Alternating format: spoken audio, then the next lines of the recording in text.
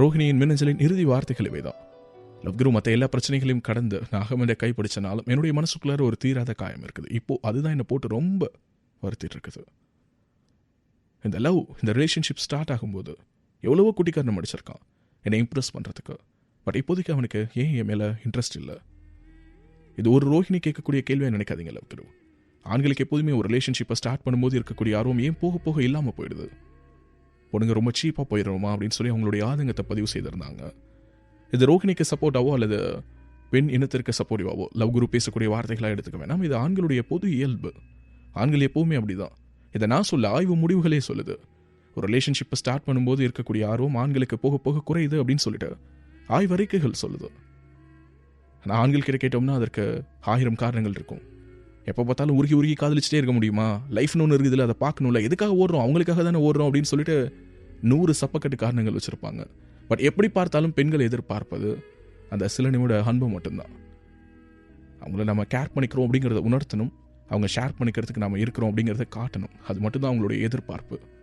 அந்த எதிர்பார்ப்புகள் எங்கெங்கெல்லாம் நிராகரிக்கப்படுதோ அங்கெல்லாம் இப்படிப்பட்ட மின்னஞ்சல்கள் எழும் என்பதற்கு ஒரு சாட்சி தான் எனக்கு நான் பகிர்ந்துக்கிட்ட ரோஹிணியுடைய வாழ்க்கை பதிவு. ஒரு சில எண்களை நம்முடைய அலைபேசியில் சேமித்து வச்சுருப்போம்.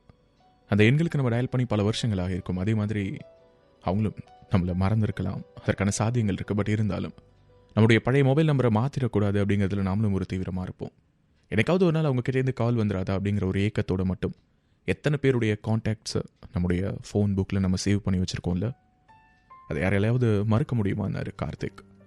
ரேடியோ சிட்டியில் இன்றைக்கி நான் உங்ககிட்ட பகிர்ந்துக்க போகிற வாழ்க்கை பதிவுக்கு சொந்தக்காரர் எஃப்எம்மோடு இணைந்திருக்கீங்க. FM radio city 91.1. நான் உங்கள் ரேடியோ சிட்டி லவ் குரு. ஒரு மென்பொருள் நிறுவனத்தில் பணியாற்றிட்டு இருக்கிறாரு. அவருடைய மின்னஞ்சலை தொடர்ந்து அழைத்து பேசினேன். என்னுடைய ஃபோன் புக்லேயும் ஒரு சில நம்பர்ஸ் பத்திரமா இருக்குது. எனக்காவது ஒரு நாள் அவங்க எனக்கு கால் பண்ண மாட்டாங்களா அப்படிங்கிற ஒரு ஏக்கத்தோட என்னுடைய நம்பரையும் நான் மாற்றாமல் வச்சுருக்கேன். ஒருவேளை என்னுடைய நம்பரை மாற்றிட்டேன்னா அந்த ஒரு காரணத்தினால என்னை அவங்க மிஸ் பண்ணிடக்கூடாது அப்படிங்கிற ஒரு எண்ணத்தோட. பட் இப்படிலாம் என்னுடைய மனசுக்குள்ளார சில எண்ணங்கள் இருக்குதுங்கிறது அந்த நபர்களுக்கெல்லாம் தெரியுமா தெரியாதாங்கிறது எனக்கு தெரியலன்னாரு. ரேடியோ சிட்டி லவ் குருவாகி என்கிட்ட நீங்கள் உங்களுடைய வாழ்க்கை பதிவுகளை ஷேர் பண்ணிக்கணும்னு நினச்சிங்கன்னா அது loveguru@myradiocity.com மின்னஞ்சல் பண்ணுங்க. எஃப்எம்மோடு இணைந்திருக்கீங்க. FM radio city. கார்த்திக் தொடர்ந்து பேசினார். நான் ஒர்க் பண்ணக்கூடிய இதே மென்பொருள் நிறுவனத்தில் ஒரு சக தோழியாக தான் எனக்கு அறிமுகமானாங்க. சுலோக்ஷனா அவங்களோட பேர். முதல் பார்வையில் மோதல் தான். ஆமாம், 2 பேரும் பயங்கரமாக சண்டை போட்டுக்கிட்டோம். அப்படி இப்படின்னு கற்றுனோம். இனிமேல் உன் முகத்தில் நான் முழிக்கக்கூடாது, என் முகத்தில் நீ முழிக்கக்கூடாதுன்னெலாம் பேசணும். வேறு ஏதாவது ப்ராசஸ் சேஞ்ச் பண்ணி வாங்கிட்டு போகலாமா அப்படிங்கிற அளவுக்கு 2 பேருக்கும் இடையில் முதல் நாள் சண்டை. ஏன் அப்படி சண்டை போட்டுக்கிட்டோம் அப்படிங்கிறதும் எனக்கு தெரியல. ஆனால் அதற்கு பிறகு ஏன் அவளை எனக்கு அவ்வளோ பிடிச்சதுங்கிறதும் தெரியலன்னாரு கார்த்திக். ரேடியோ சிட்டியில் எனக்கு கார்த்திக் என்ற நண்பருடைய மின்னஞ்சலை தான் உங்ககிட்ட ஷேர் பண்ணிட்டு இருக்கேன். தொடர்ந்து பேசினார். பொண்ணுன்னா அப்படி ஒரு திமிரு. ஆமாம், அந்த திமிரு தான் எனக்கு பிடிச்சிருந்தது. அவளுக்கு திமிர்னே பேர் வச்சிருக்கலாம்னாரு. அந்த திமிரில் ஒரு அழகு தெரியும். அந்த அழகு தான் கார்த்திகையும் வசீகரிச்சிருக்குது. அதை பற்றி தான் பேசினார். பொதுவாக என்னை அடக்கி ஆளணும் அப்படிங்கிற மாதிரியான ஒரு எண்ணம் உண்டு. பெண்கள் என்னை அடக்கி ஆளும்போது அந்த இடத்துல ஏதோ எனக்கு அழகு கூடுற மாதிரியான ஒரு உணர்வு. இது எவ்வளோ ஆண்களுக்கு இருக்கும்னு எனக்கு தெரியல. பட் எனக்கு அந்த மாதிரியான ஒரு எண்ணம் உண்டு. என்னை ரொம்ப டாமினேட் பண்ணக்கூடிய பெண்களை தான் வாழ்க்கையில் அதிகமாக ரசிச்சிருக்கேன். அந்த வகையில் சுலோச்சனாவை நான் ரொம்ப அதிகமாகவே ரசித்தேன். அண்ட் அது காதலாக மாறும்லாம் நான் நினைக்கல. ஃபஸ்ட் நான் தான் ப்ரொப்போஸ் பண்ணேன். கொஞ்சம் டைம் வேணும்னாங்க. கிட்டத்தட்ட 3 monthsக்கு அப்புறம் தான் ஓகே சொன்னாங்க. ஆனால் அவங்க 3 மாதத்துக்கு அப்புறம் ஓகே சொல்லும்போது கூட என்னால் நம்ப முடியல. இந்த பொண்ணு 3 மாதத்தில் ஓகே சொல்லிடுச்சா, இன்னும் 1 வருஷம் நம்மளை அலைய விட்டு அப்படி உதாசீனப்படுத்தி அதுக்கு பிறகு ஓகே சொல்லுவாளோ அப்படிங்கிற அளவுக்கெல்லாம் அவங்கள பற்றின ஒரு பிரமிப்பான எண்ணம் தான் என்னுடைய மனசுக்குள்ளார இருந்துச்சுன்னாரு. கார்த்திகோட தொடர்ந்து பேசலாம். ஸ்டேடியோ நீங்கள் கேட்டுட்டு இருக்குது எஃப்எம் ரேடியோ சிட்டி. எந்த ஒரு திமிரை நான் சுலோக்ஷனா கிட்ட ரசிச்சனோ அதே ஒரு திமிரை எனக்கு போக போக கொஞ்சம் ஒரு அவர்ஷனையும் ஏற்படுத்துனுச்சு. ஆமாம், அதையும் நான் சொல்லணும். எவ்வளோ காலத்துக்கு தான் ஒருத்தங்க கிட்டேருந்து வெறும் திமிரை மட்டுமே நம்ம எதிர்பார்க்க முடியும்? அதை தாண்டி ஒரு அன்பு, நேசம், பாசம் இதெல்லாம் இல்லைன்னா யாராக இருந்தாலும் வருத்தப்படுவாங்கல்ல. அந்த மாதிரியான ஒரு வருத்தம் எனக்குள்ளார வந்துச்சு. ஃப்ரெண்ட்ஸ் எல்லாம் சொன்னாங்க, எதுக்குடா நீ தேவையில்லாமல் இவ்வளோ இறங்கி போகிற, நீ ஆம்பளை கொஞ்சம் கெத்தாக நடந்துக்கோன்னாங்க. முதல்ல அதெல்லாம் டக்குன்னு மனசில் ஏறல. ஆனால் தனியாக உட்காந்துருக்கும் போது அது எல்லாத்தையும் பற்றி சிந்திக்க ஆரம்பிச்சிருந்தாரு கார்த்திக். ரேடியோ சிட்டியில் எனக்கு கார்த்திக் என்ற நண்பருடைய மின்னஞ்சலை தான் உங்ககிட்ட ஷேர் பண்ணிட்டு இருக்கேன். எஃப்எம்மோடு இணைந்திருக்கீங்க. FM radio city 91.1. நான் உங்கள் ரேடியோ சிட்டி லவ் குரு. தொடர்ந்து பேசினாரு. திடீர்னு ஒரு நாள் கோவப்பட்டேன். என்ன நினச்சிட்டு இருக்க? உன்னை ரசிக்கிறேன் அப்படிங்கிறதுக்காக நீ எவ்வளோ திமிரா வேணாலும் நடந்துக்கலாம்னு அர்த்தமா? தரிசல் மட்டுன்னு கத்துனேன். ஓ, அப்படின்னா இவ்வளோ நாளாக என்கிட்ட நீ ஃபேக்காக தான் நடிச்சிட்டு இருந்தியா? இது உன்னுடைய நிஜ முகம் கிடையாது இல்லை? இவ்வளோ நாளாக என்னை ரசிக்கிற மாதிரி உன் மனசுக்குள்ளார அந்த வெஞ்சின்ஸ் எல்லாத்தையும் ஒன்றா சேர்த்து வச்சுட்டு தான் இருந்திருக்கல்ல. எல்லாத்தையும் சொல்லி காட்டிட்டேன், அது இதுன்னு கற்றுனாங்க. கிட்டத்தட்ட 1 வருஷத்துக்கு மேலே அவங்க கூட நான் ட்ராவல் பண்ணியிருக்கேன். அவங்களுடைய கோபங்களை பொறுத்துட்டு இருந்திருக்கேன், அவங்களுடைய திமிரை ரசிச்சிருக்கேன். ஆனால் என்னுடைய ஒரு நாள் கோபத்தை அவங்களால தாங்க முடியல. ஒருவேளை அந்த 1 வருஷத்துக்கும் சேர்த்து அன்றைக்கி ஒரே நாளில் ரியாக்ட் பண்ணிட்டனோ என்னவோ. ஒரு சின்ன இடைவெளி விழுது அப்படி தான் நினச்சேன். ஆனால் அது மிகப்பெரிய இடைவெளியாக மாற ஆரம்பிச்சது. அதுக்கு பிறகு என்னால் அதை பிரிட்ஜ் பண்ணவே முடியல என்னாரு கார்த்திக். என்னவாக இருக்கும். அண்ட் கார்த்திக் இன்னைக்கு சென்னையில் இருக்காரு, சுலோக்ஷனா எங்கே இருக்காங்க. என்னதான் ஐடி நிறுவனத்தில் வேலை பார்த்தாலும் நான் கொஞ்சம் கன்சர்வேட்டிவ்ல இருக்கிறேன். எனக்கு ஒரு சில அடிப்படை, ஆமாம், ஒரு பொண்ணுனா இப்படி தான் இருக்கணுங்கிற மாதிரியான சில பிம்பங்கள் மனசில் ஆழமாக பதிய வைக்கப்பட்டிருக்குது. அதை மீறி என்னால் ஒரு சில விஷயங்களை ஏற்றுக்க முடியாது. அந்த மாதிரியான ஒரு விஷயத்தில் தான் எனக்கும் சுலோக்ஷனாவுக்கும் இடையில ஒரு மிகப்பெரிய சண்டை வந்துச்சு. அதுதான் நான் அவங்களை கடைசியாக மீட் பண்ணதும் கூட என்னாரு கார்த்திக். ரேடியோ சிட்டியில் இன்னைக்கு கார்த்திக் என்ற நண்பருடைய மின்னஞ்சலை தான் உங்ககிட்ட ஷேர் பண்ணிட்டு இருக்கேன். எஃப்எம்மோடு இணைந்திருக்கீங்க, எஃப்எம் ரேடியோ சிட்டி. தொடர்ந்து பேசினாரு. ஒரு நாள் ஃப்ரெண்டு கூட பார்ட்டின்னாங்க. எங்கே போகிறேன்னு, சென்னைன்னு ஒரு ஃபேமஸான ஒரு பப் சொல்லி அங்கே தான் எனக்கு பர்த்டே பார்ட்டி அரேஞ்ச் பண்ணியிருக்காங்க, நான் போயிட்டு வரணும்னா. எனக்கு பிடிக்காதுன்னு உனக்கு தெரியாதான்னு, நான் போகணுங்கிறது உனக்கு தெரியாதான்னாங்க. வார்த்தைகள் முத்துனுச்சு. கை ஓங்கிட்டேன் லவ்கரு. அடிக்கலாம் இல்லை, கை ஓங்கிட்டேன். கை ஓங்கின உடனேவே, ஓ இப்போவே உனக்கு அடிக்கிறதுக்கெலாம் ரைட்ஸ் வந்துருச்சுன்னு நினைக்கிறியான்னாங்க. சும்மா வாக்குவாதம் அப்படியே முத்தி போச்சு. அன்னைக்கு அவங்க பப்புக்கு போயிட்டு வரும்போது அவங்களா வரல அப்படிங்கிற தகவலும் எனக்கு வந்துச்சு. எனக்கு என்னமோ மனசு விட்டு போயிடுச்சு. அந்த ஒரு நாள் இரவில் அவங்கள பற்றி இருந்த பிம்பம் சுக்குநூறாக உடஞ்சிருச்சு. ஆனால் என்னால் அப்படி இருக்க முடியல. அடுத்த ஒரு வாரத்தில் மறுபடியும் பேசுறதுக்கு ட்ரை பண்ணேன். பட் என் கூட பேசவே இல்லை, அவாய்ட் பண்ண ஆரம்பித்தாங்க. ஒரு சின்னோண்டு இன்சிடென்ட்டாக பாரல, ஆரம்பத்திலேருந்து எனக்கும் அவங்களுக்கும் ஏதோ நிறைய விஷயங்கள் ஒத்து போகாமல் இருந்திருக்குது. அதை நாங்கள் தான் மூடி மறைச்சு பிரிட்ஜ் பண்ண ட்ரை பண்ணிக்கிட்டே இருந்திருக்கோம் அப்படிங்கிறது மட்டும் தெரிய வந்துச்சு. இது எப்படி ஓவர் கம் பண்ணுறதுன்னு தெரியல. நானாக பேசுறதுக்கு எவ்வளவோ ட்ரை பண்ணேன், பட் அவங்க பேசுறதுக்கும் தயாராக இல்லைன்னாரு. ஸோ இந்த நிகழ்வுகள்லாம் நடந்து முடிஞ்சு கிட்டத்தட்ட 2.5 வருடங்கள் ஆகிடுச்சு. இன்னைக்கு Karthik, it's all over Karthik, என்னுடைய வாழ்க்கையில் இனிமே நீ கிடையாது, உன்னுடைய வாழ்க்கையில் நான் இருப்பேன், கனவு கூட காணாத அப்படின்னு அவங்க சொன்ன அந்த நாள் ரொம்ப கஷ்டமாக தான் இருந்தது. அன்றைக்கி நைட்டு விடிய குடிச்சேன்னாரு கார்த்திக். ரேடியோ சிட்டியில் எனக்கு கார்த்திக் என்ற நண்பருடைய மின்னஞ்சலை தான் அவங்க கூட ஷேர் பண்ணிட்டு இருக்கேன். எஃப்எம்மோடு இணைந்திருக்கீங்க, FM radio city.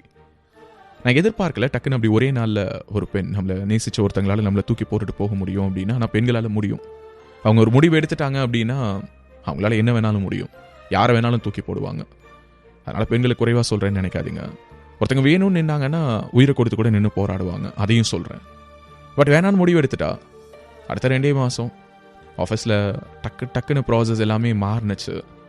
Visa apply பண்ணால் பறந்துட்டா. ஆமாம், கண்ணை மூடி கண்ணை திறக்கிறதுக்குள்ளாமே யூஎஸ் போயிட்டா.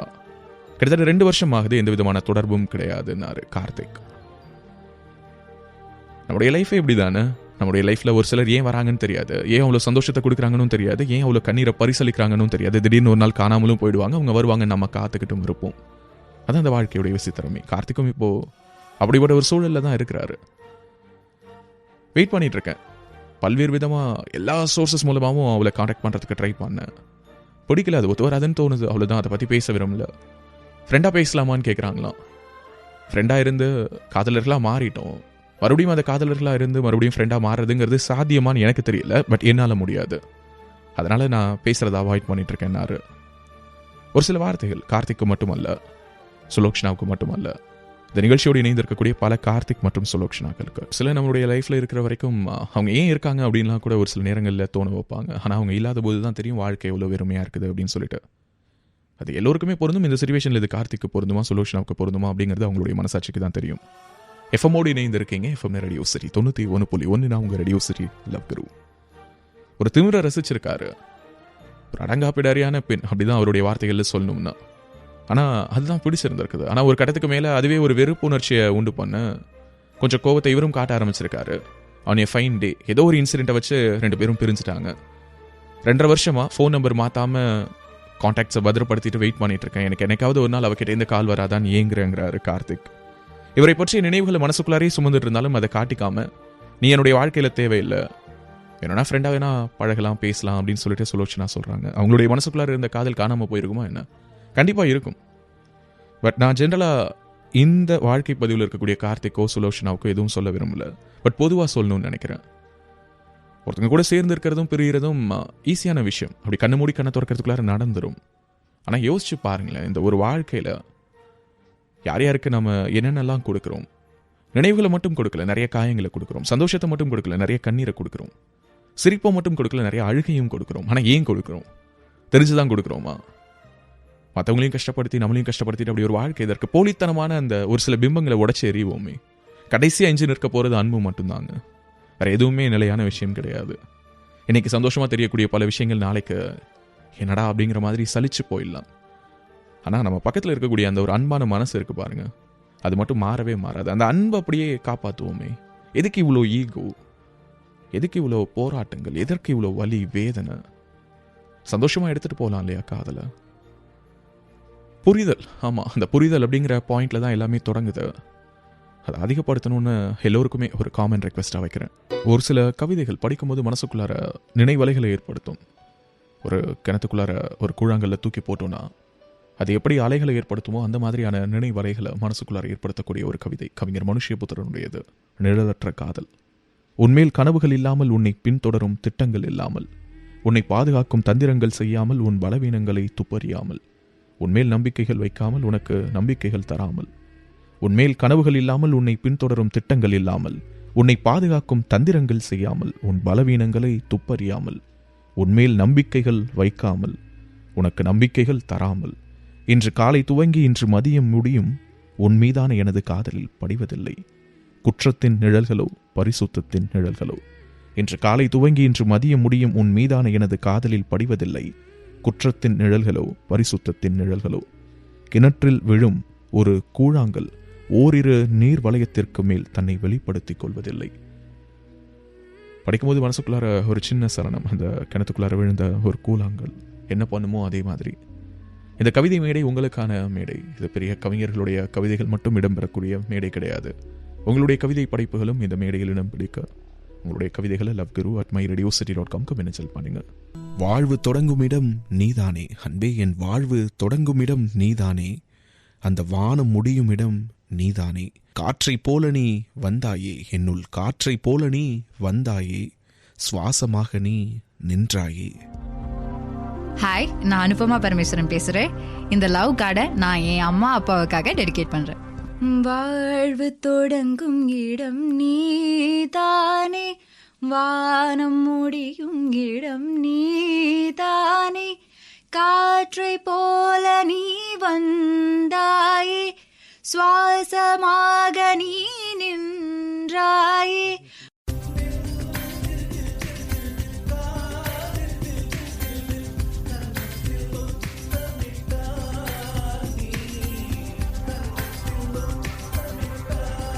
My father and mother, amma appa, like they are my life actually. Chinnadile irundhu they are my support. Whatever I do, all my mistakes, they have been forgiving it and they have been loving me unconditionally. So I would really like to dedicate them the song Oru Devan Thanda Poove.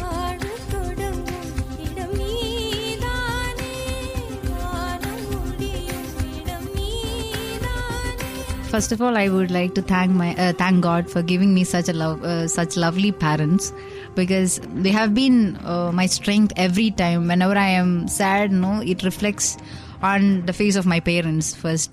So I realize that I am sad seeing their face. So they are so important to me. I fight with them, I yell at them, but end of the day, they are my final words. The song, and they are so important to me. I relate it too much to my heart.